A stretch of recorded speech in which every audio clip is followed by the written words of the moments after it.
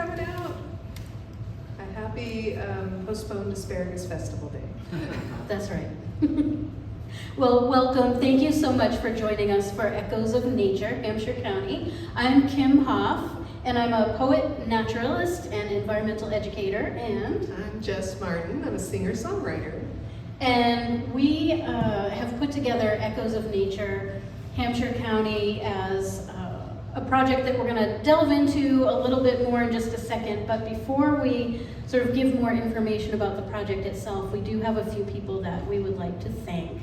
So first of all, we would love to thank Cindy Harbison, the director of the Clapp Memorial Library. Yay!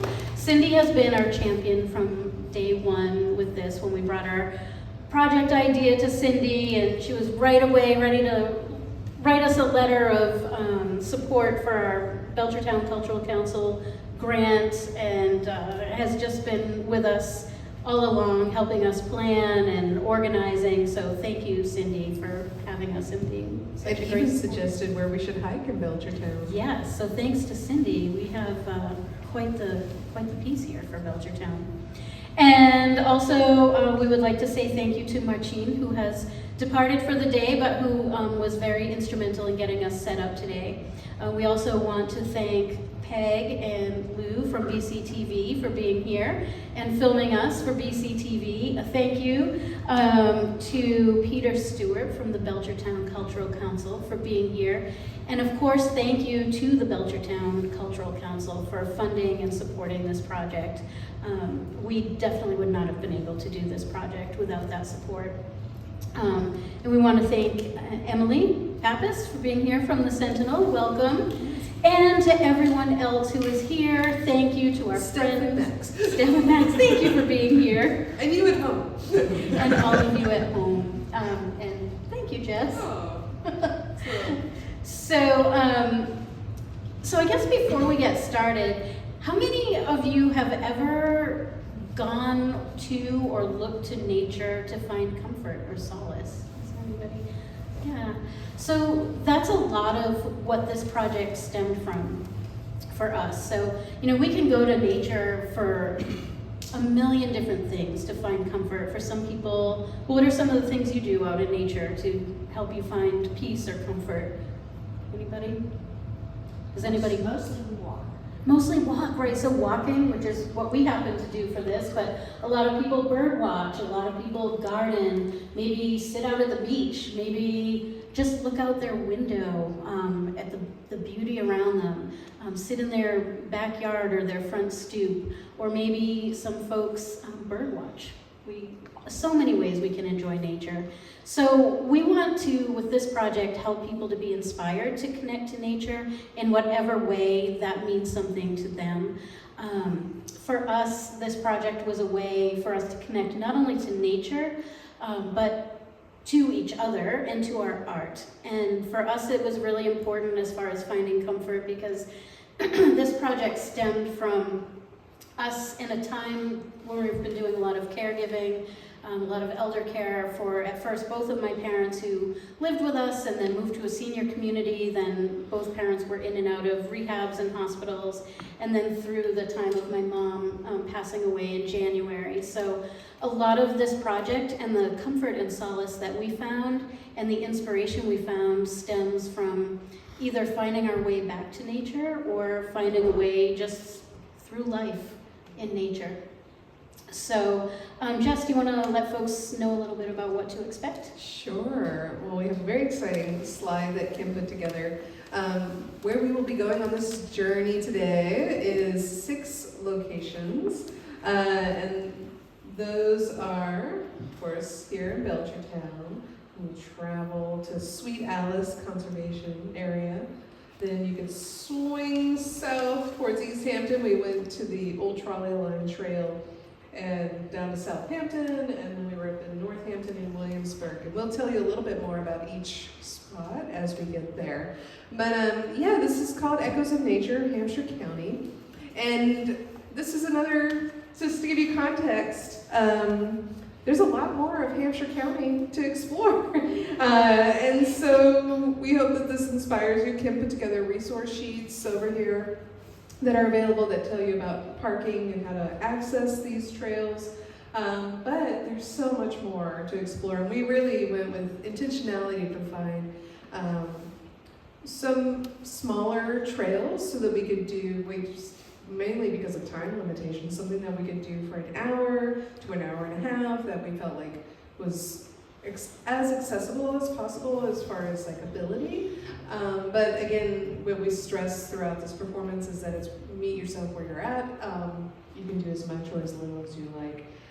But what was most important was walking with intention, being very much sort of in the moment, observing things. We did this project over a course of seasons, as you'll see in some of the photos we'll present. And as we jump into these pieces, Kim will share a poem that was inspired by each walk, and I will share a song. And I will play a little bit of music under your poetry, and Kim will join me on the songs. Is there anything else you would add? No, I think that's about it. We'll just be going through this journey of 6 different places in Hampshire County. And again, like Jess said, we have resource sheets that tell you where we went, websites, who manages the properties, and then on the flip side, resources throughout Hampshire County where you can find other hikes and natural places that you'd like to visit. So with that, I think we will kick off our show. And we've also, for accessibility, put the words to all the poems and the lyrics to all the songs up as well. Yeah. So our first stop is the old trolley line conservation area, also the Pascomic conservation area in East Hampton. And this is a smaller conservation area. It's got a mix of forests and fields. It's one of the things we liked about it is it's really easy to find. It's right across, it's actually managed in part by Mass Audubon, and it's right across from one of the trailheads for Arcadia in East Hampton. It's on Clapp Road. And it's a fairly flat hike, so you can even go in, the trailhead is right there where you're parking. You can go in even just a few minutes and find yourself in a shrubby woodland, find yourself moving through the fields. It's absolutely beautiful.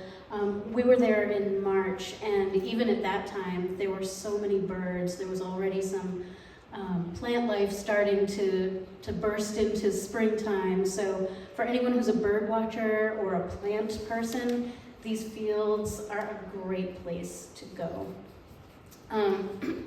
So I'm going to start off with my poem, On Earth as It Is. The deafening gust of a pickup passes, and the sound, even its wake of air, annoys me. I wait to cross the road, shamed by my annoyance, by this hollow rage, by this breaking world we live in. The gray weight of the clouds presses closer to earth. It presses closer to me. Across the pothole road, though, a pine plank gate is visible through the vapor, its trailhead sign a beacon. I aim myself toward it and surrender to the promise of maybe. Maybe something kinder, maybe something gentle, maybe something free. I walk to the trail and am greeted by silence, or a peaceful kind of noise.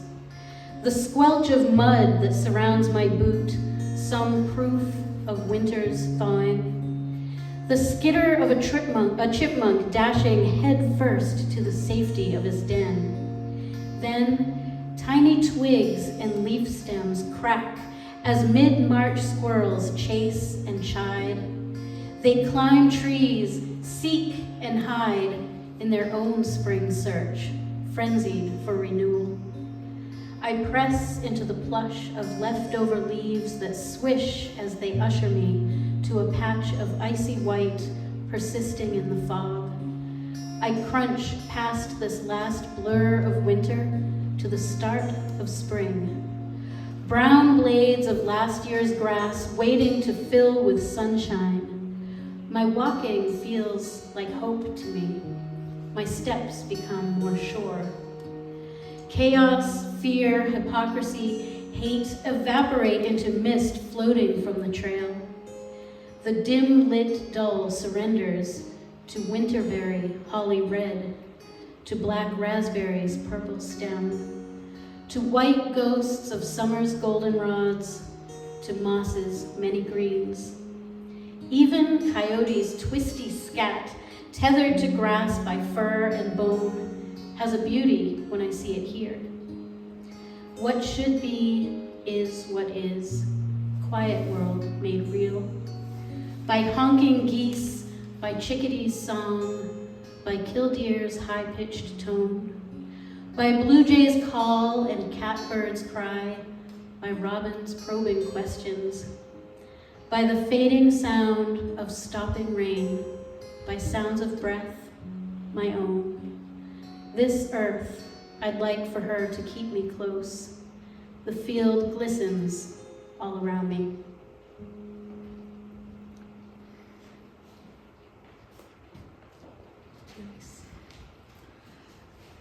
So I was inspired on this hike by the story of the Connecticut River that forms and shapes an oxbow in this area. And the field is actually called the Love Field Divide after a family in this region, but I just thought that was such a romantic name and would make a great band name. Somebody already got it. But I thought I'm going to write a sort of a love song from the perspective of the river. And so this song.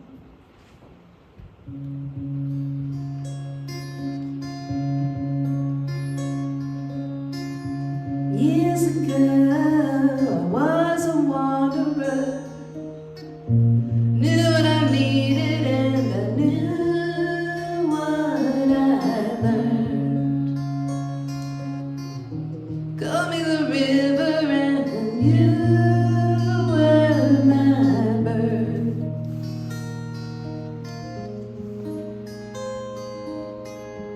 Love divine.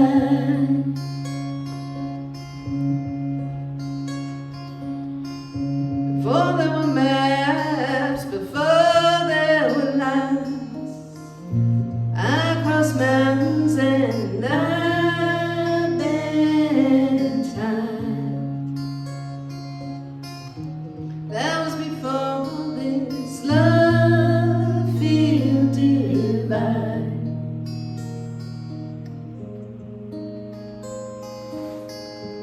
Love field divine.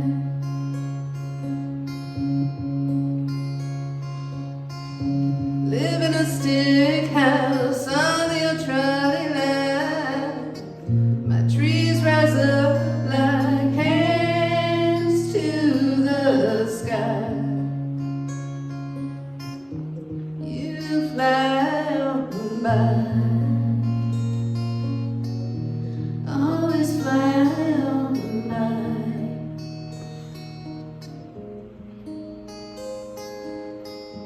Love field divine.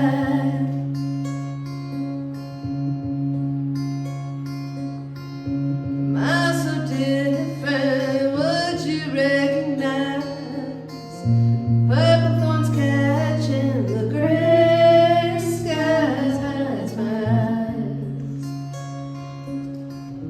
Words so soft and brown,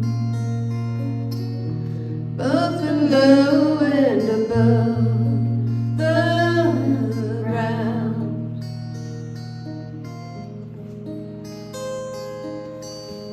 Love field divine.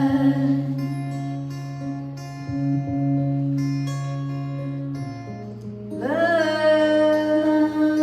field divine.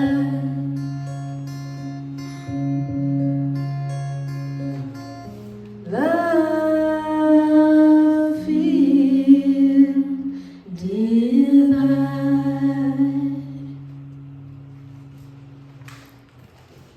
Thank you. Okay. So the next stop on our 6-stop journey is to the Sweet Alice Conservation Area in Amherst. And this is managed by the Kestrel Land Trust and the town of Amherst. And this is an absolutely beautiful area. One of the things we love about this place is that you can get onto a fairly accessible trail, a flat trail that goes around the pond. There's also a boardwalk that allows you to take a look at a beaver dam. There's a gazebo that holds 4 people. But if you go a little bit further, the trails extend further into the conservation area, and then even off, you can connect towards Norwottuck Mountain. And we also love that this is one of the trails we went to that's accessible by public transportation. So you can take the PVTA bus line, and the closest stop is Atkins Farm Cider donuts. And not that we did that. And then it's a short walk to the trailhead. So that's one of the things that can sometimes be difficult with getting to natural areas, is if you don't have your own transportation, sometimes it's hard to enjoy them. So this is one that's pretty easily accessible by public transportation, and we really love that. For me, as an environmental educator, my specialty is trees and old growth forest. And I was especially inspired. There's not a stand of old growth forest per se at Sweet Alice Conservation Area, but there are individual trees that are very old. And so I was especially drawn to an old growth yellow birch tree. And so I will read my poem. Stopping by the yellow birch that shines in Sweet Alice's woods. You might not even know she's there, standing among her kin. Ancestor tree from many years ago, skin glowing golden against the sky. Gloss in all her wrinkles, her furrows, and her burls.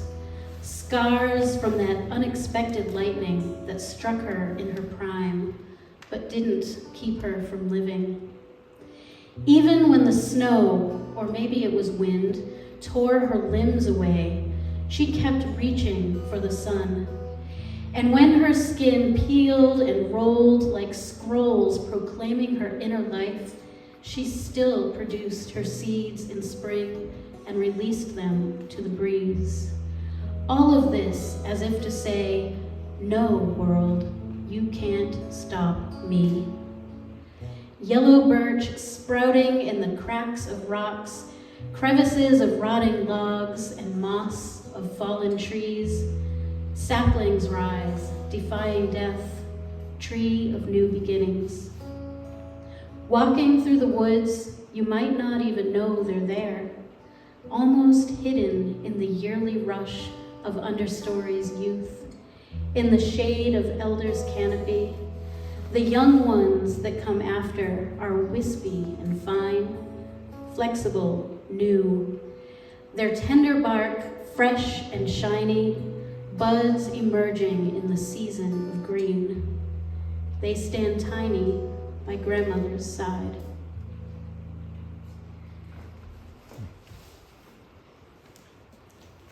I was also inspired by the name of this place, Sweet Alice. It sounded like a bluesy song beginning for me. And as we were driving out to do this hike, it was quite sunny, and I was sort of startled by this staghorn sumac that has these little blonde hairs on it, and just the way the sun was hitting it, it looked like a neon sign.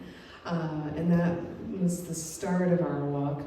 But right before we got out of the car, we had gotten a call from one of my mother-in-law's doctors asking why we hadn't scheduled an appointment. And I was a little annoyed because she had passed away 2 months prior in the same medical system. So I turned to Kim and I said, don't they know your mom's dead?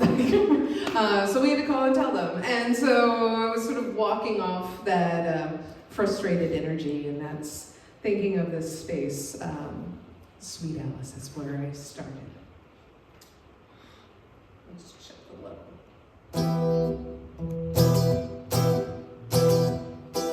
Tell me now you're dead, Sweet Alice.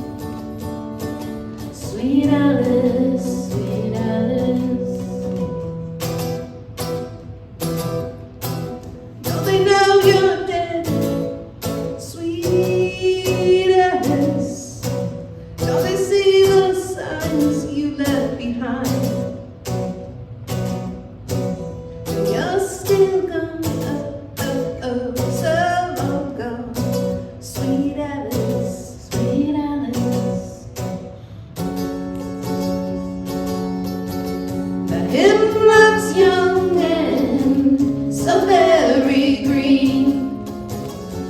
People push on their private property, and the pines fall right across the stream.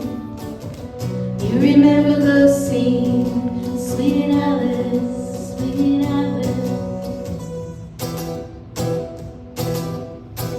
Don't they know you're dead, sweet Alice? Don't they see the sons you left behind? You're still gone, oh, oh, oh, so long gone, sweet Alice, sweet Alice. Let the Stockholm sumac glow in the spring sunshine. Let the blue jays cackle across every bough and line. And the beaver might leave old Peter won't watch you, but never you, sweet Alice, sweet Alice. Don't they know you're dead, sweet Alice? Don't they see the sons you left behind? You're still gone, oh, oh, oh, so long gone, sweet Alice, sweet Alice, sweet Alice, sweet Alice.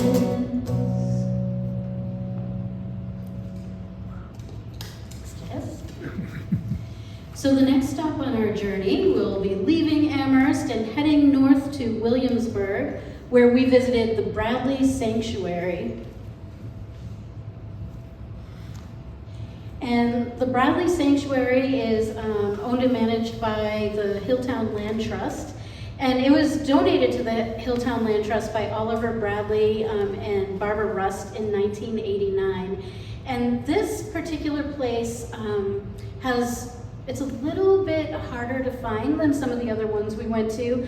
There's a small sort of parking area on a windy road, but then when you get there, no matter how far you go into the woods here, if you go just a little ways, because there is a lot of moderate uphill here, you can find just beautiful forest. The Nichols Brook, we followed along for about a third of our hike, which was absolutely beautiful. And then we eventually reached the summit of the hill where there had been a storm in 2017. So there was a huge blowdown of trees at the top of the hill. And this hike in particular was really important for us. It was one of the hikes that we did. I don't think we've been on a hike in about probably 3 or 4 months at this point, because we've been sort of in the throes of caregiving and not having time. So this was a re-entry to the beauty of nature and the comfort of nature for us, which was very important. So I will read my poem, Acceptance. How could I go so long without this?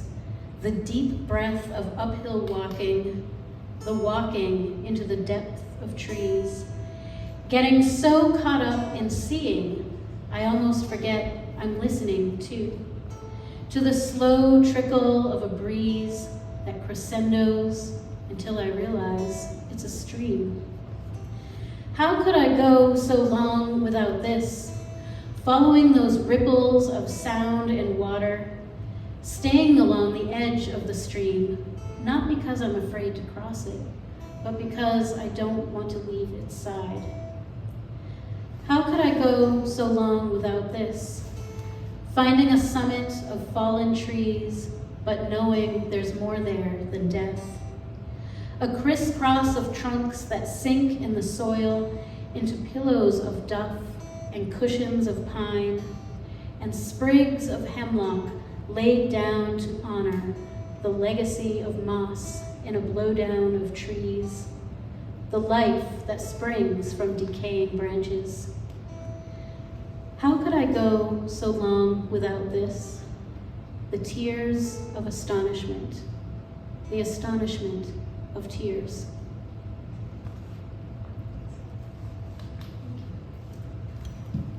So I was also inspired by this Storm of the Great Blowdown and on Bradley Sanctuary, thinking about how this property had belonged to this family that colonized the land. And it was St. Patrick's Day. So after the hike, we had gone down to this wonderful chocolatier and cafe called Tangle in Williamsburg Center. And there was an Irish band playing there called Wild Time. You might have seen them.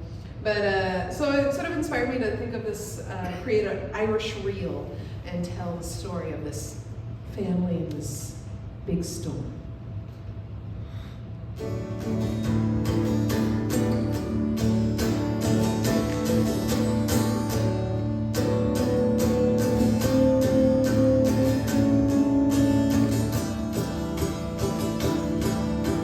Stood there on that mountain in the pine tree canopy, rooted on the path of the branded property.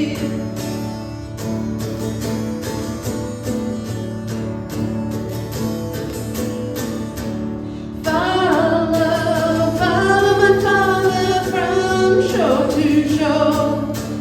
Follow, follow my mother, make her home once more. Follow, follow my brother on the road to town. Run, run, run with my sister from the great blowdown.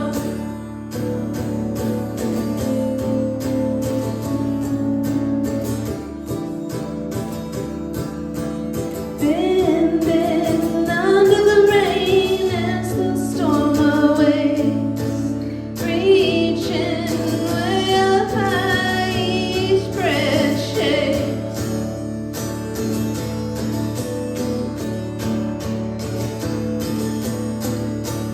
Follow, follow the sun, hangs low in the sky.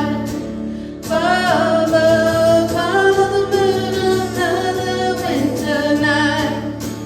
Follow, follow the stars as they circle round. Hide, hide, hide from the wind as it brings the great blowdown.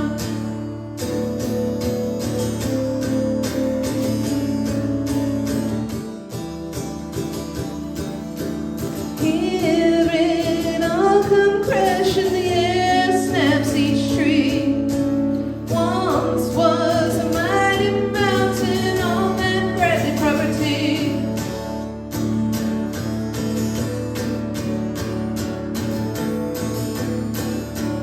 Follow, follow the river, cut its new path. Follow, follow the trees, all laid down flat. Follow, follow the stones turned up from the ground. Rest, rest, rest in the now, we survived the great blowdown.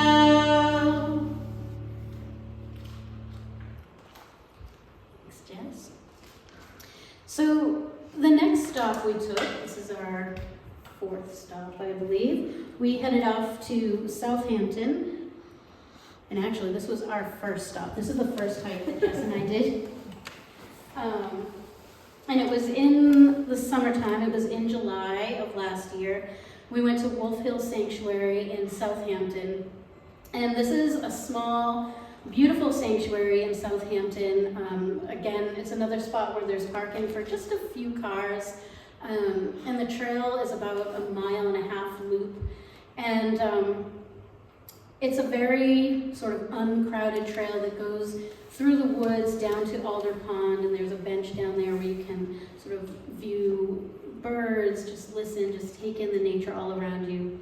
And then as you continue on the loop, you end up sort of on the side of this small hill called Wolf Hill. And as folks know, wolves, of course, are extinct in New England, and they have been since the 1800s. But this particular hill, there was a wolf that was shot and killed there in the 1700s by Zophar Searle. And this land is now named for that wolf. And what really spoke to me is the fact that this animal was shot and lost its life on this hill, and now it's a sanctuary. It's named for the wolf, and it's a sanctuary for all the living creatures that are there now. And that really spoke to me. This is one of the places that Jess and I gave each other prompts, and my prompt was the number 4. So I wrote a poem of 4 stanzas with 4 lines in each. It's a quatrain. This is how to say we're sorry. Now, in the shadow of the wolf, the spirit of the hill lives on. Through beaver, newt, coyote, bear, through hemlock, maple, birch, and fern. On trails we tread this sacred hill, now in the shadow of the wolf. We howl darkness, mourn his past. Imagined flash of gray runs by, disappears in a mist of trees, his accuser's shot still fading. Now, in the shadow of the wolf, this forgiving land reminds us, breathe now, wolf's fire, feel now this dirt. Speak now for these lives worth saving. Keep sacred this protected hill, now in the shadow of the wolf.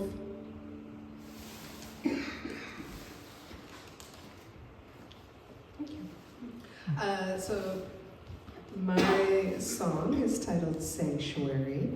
As Kim said, this was our first hike in this project. One little sidebar I will say is there's a lot of Southamptons in the world, and when I was applying for the Southampton Local Cultural Council, I kept contacting all the wrong Southamptons. So I talked to very lovely people in the UK and in New York who said, your project sounds amazing, but we're the wrong library. And I was like, sorry, try again, Google. But this is to say that it was really nice to get such positive feedback from folks afar. And so a happy accident of cold emailing. But it was July and the insect life was vibrant that humid day. And here we were, going out with the intention of walking very slowly. And of course, Sheldon's ice cream is just around the corner, so there was also a promise of ice cream if we made the full circle. But I love that sound, the drone of the insects, and so kind of wanted to capture that in this song.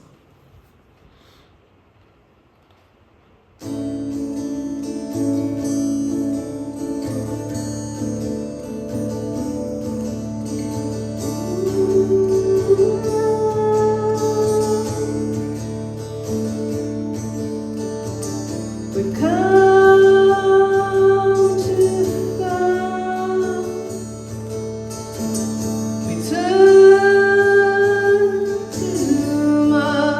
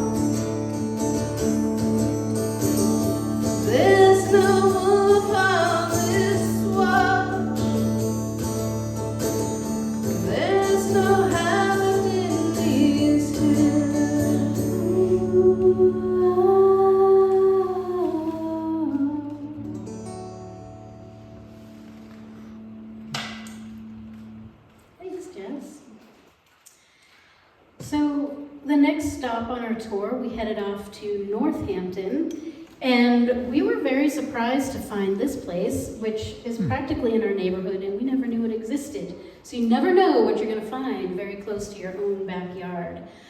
We went to Roberts Hill, which is in the Sawmill Hills Conservation. It's in a part of Northampton called Leeds.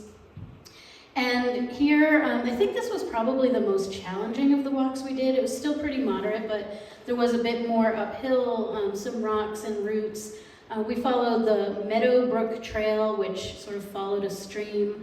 Eventually, when we got to the top of the hill, after passing a pond, an old ice pond, going through some forest, near the top of the hill, we reached an old quarry that is now fading and filling in.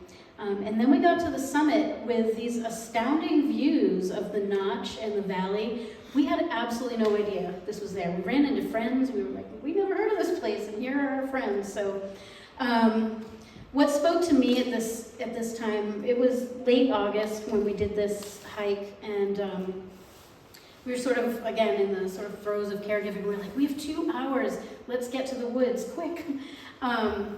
And so what really spoke to me was the quarry here. And so I wrote a kind of poem called a haigun, which is a prose poem that ends with a haiku. And so this is my poem, Quarried.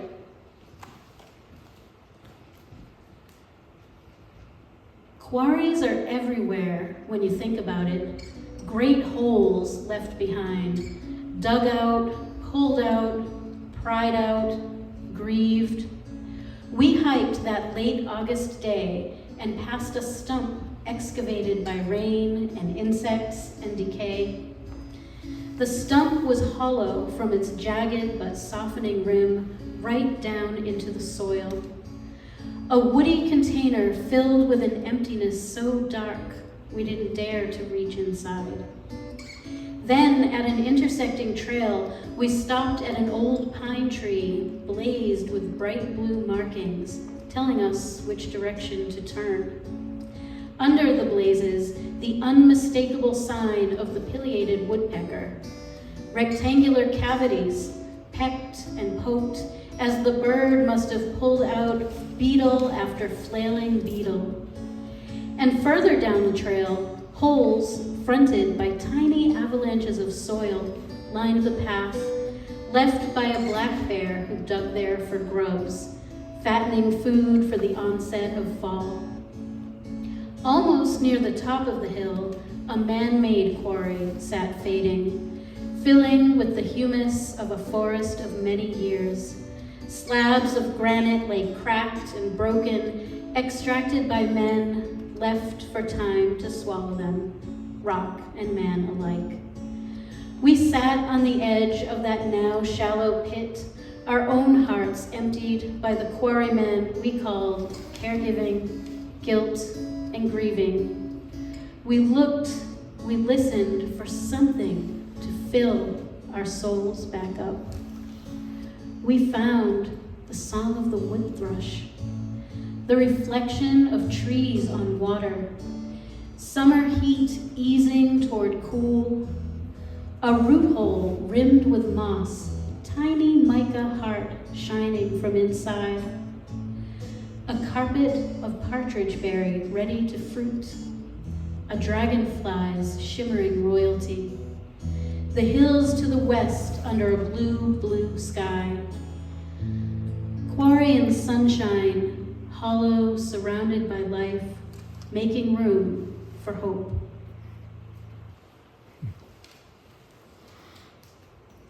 Thanks, Kim. So what was interesting about Roberts Hill, to me, that kicked me off, was the signage at the trailhead said that, what is that sound? Sorry, it'll go off in just a moment. Oh, okay. I was like, is there a duck in the building? So at the interpretive signage at the trailhead, it talked about the fact that the hill was called Robert. He lived in the 1700s and he loved hiking the trails on this particular area, but he was considered a bit of an eccentric. He walked on these trails every day. And his family was a little bit embarrassed by him, so they said, you can name the hill after him, but just don't put our last name, our family name on the trail. And so I thought of that, sort of like the family shame, and yet they were okay with honoring, and the sort of twisted story there. And that resonated with me as far as like a queer storytelling perspective, because some folks go from the name they're given at birth to a name that they choose. And sometimes that's called a dead name. And I was thinking of that when I wrote this song. And I'll wait for Kim, my backup singer. Thank you, Kim, for all your singing on these songs, too. It's wonderful.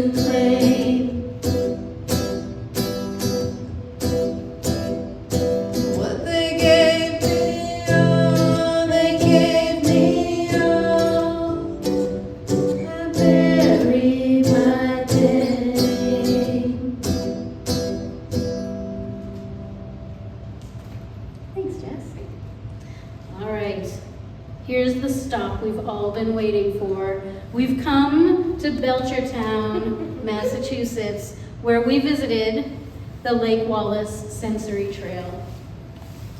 And we love Belchertown, and we love the Belchertown Sensory Trail at Lake Wallace. And Lake Wallace just provides for such a unique way to experience this beautifully biodiverse environment. There are wetlands and forest and field, and anyone of any ability can visit here. And this sensory trail, there's a crushed gravel path and some boardwalks. There's a cable that folks can follow if they have a vision impairment that will lead them and everyone to interpretive signs that are written both in visual text and in Braille.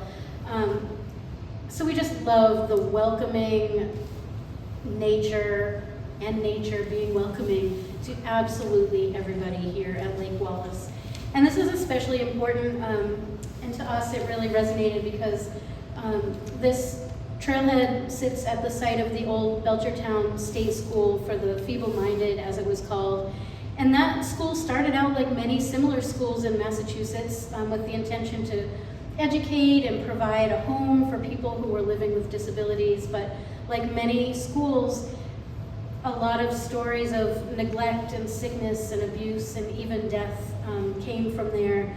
And the school eventually closed in 1992. But now it feels almost like when you're walking that trail that the trail and nature are helping to sort of not repair the past, but help hold the space gently now, which is so important.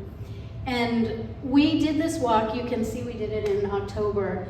I didn't actually write the poem that goes with this piece until later, and I wrote it after my mom passed away. And as I was thinking, what do I want to write about Lake Wallace, there were so many things that inspired me. And what kept coming back to me was a story of my childhood with my mom that just Lake Wallace, you'll see why it spoke to me. So I'm going to read a narrative poem, basically tell you this story of me and my mom. It's called My Long Ago Tree. Why are you crying? She asked at supper. Just me, my mom, my tears. Mrs. Pine won't give me an eraser.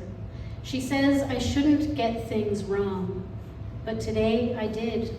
So she said, no recess. Mom put her fork down and looked me in the eyes. You know what we're going to do. She didn't ask. She said, we're going to make a tree. We started with brown paper cut into sections and taped to the dining room wall. We crouched to the floor to make the roots, then unfurled ourselves as the tree grew taller, trunk, branches, twigs. We stood on chairs, limbs reaching to the ceiling sky. At last, it was time to make the leaves. All the paper came out.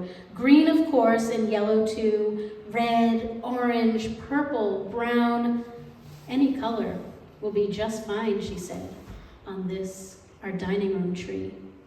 We cut and cut and cut so many leaves to put on our tree. Past my bedtime, we taped them to the branches that covered up our wall. But some of the leaves, the special leaves, we wrote a name on each of those. People who were kind to us, people that we loved, Mom and Dad and all my friends, Nana, Grampy, and a final one Mom wrote for me. What a beautiful tree, whatever kind it was, maple, oak, a made-up tree. I didn't know about species then. A tree that lasted a whole school year, standing quiet on our wall. Love was our tree's oxygen. The dining room tree long faded, and now my mom just gone. Lake Wallace welcomes me to its forest, wetland, boardwalk, and field this cool and rainy October day. A place once steeped in sadness, held gently now at last. Every leaf there glowed in color. Green, yellow, brown, red, and orange too, gold and even purple, like my long ago dining room tree. I stopped to pick up leaves that day from the damp and musky ground. I raised them up against the gray-white clouds. Their veins shone through with light. I smelled their autumn scent, felt their rain paint on my fingers, their papery cool against my cheek. I whispered a name for each of the leaves, then placed them one by one, softly, back upon their earth.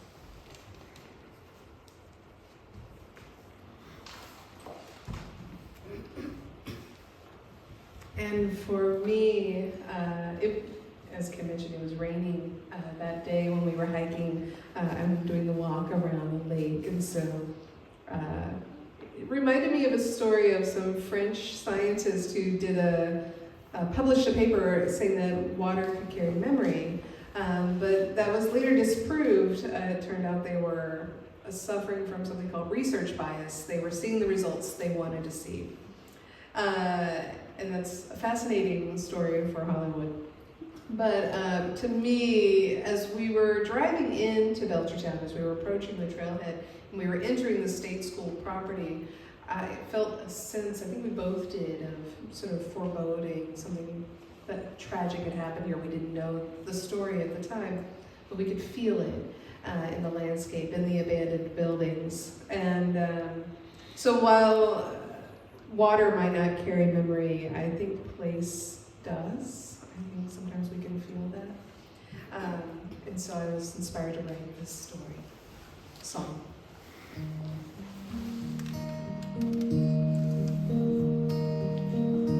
Now we know it's a lie, how they said water carries memory.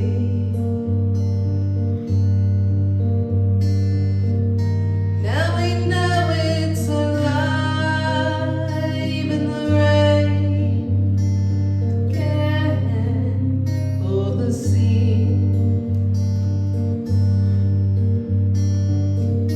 No, they couldn't hide their crime. Here we sit at the water's edge. No, they couldn't hide their crime as we watch each drop shake the surface.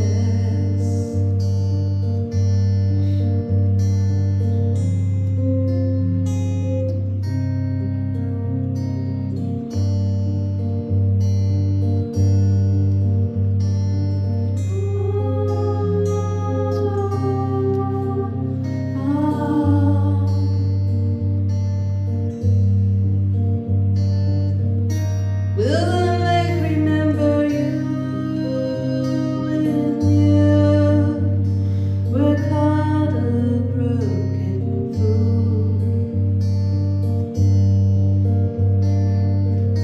Can the lake remember you even when you're a long time gone?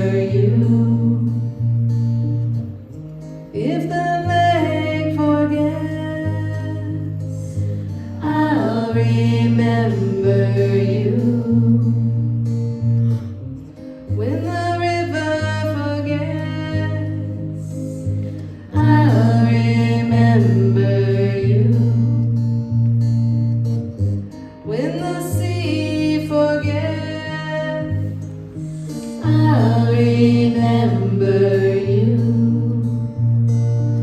All of us in this room, I'll remember you.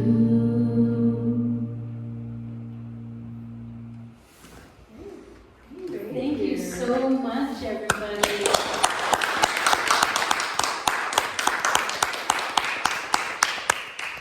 Our official thank you slide.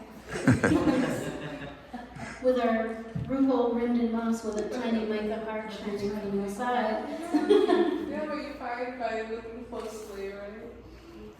So thank you so much, everybody, for joining us today. If anyone has questions, we're welcome to take questions. But otherwise, we also have, of course, some snacks over there, some waters. We also have our resource sheets that will tell you, again, all the places that we hiked, the websites to find more information. And then on the flip side of the resource sheet, resources to find other hikes and natural places throughout Hampshire County. So again, thank you, and thank you so much, Cindy, and the Clapp Memorial Library, and Peter, and the Belchertown Cultural Council, and Lou and Peg from BCTV, and Emily from the Sentinel, and to all our friends who are here today. We have loved every minute of our journey and our performance, so thank you. And we'll be at the Bangs Community Center on Tuesday morning, so if you know anybody in Amherst, feel free to send them to hear us sing at 10 a.m. But yeah, and we have a whole tour, so we have a mailing list and more information, more programs coming up in Belchertown this month. Yeah, we'll be leading a walk with the Senior Center on June 18th, Wednesday morning at 9 a.m. 9 a.m. And then on Sunday, June 22nd at 4 o'clock with Louise Levy from the Friends of Lake Wallace. We'll be meeting at the trailhead of the by the skate park to do a walk as well. So we'll be doing a little encore presentation of the Belchertown pieces from this performance and before each of those walks. And I believe we're going to make a little pop-up appearance, not to perform, but just to say hi to folks at Food Truck Friday on June 20th. So. Yes, because Food Truck Friday, right? Same. Food truck, anything. That's Exactly. right. Thank you so much.